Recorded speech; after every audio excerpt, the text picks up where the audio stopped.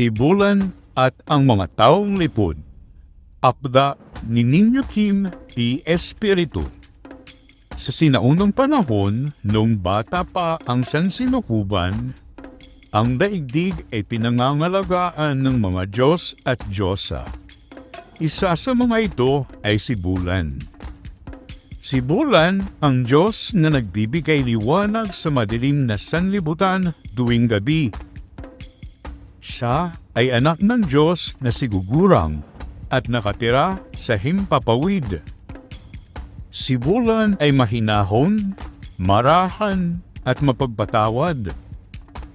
Naiiba sa kapwa niya Diyos at Diyosa na may matapang na katangian.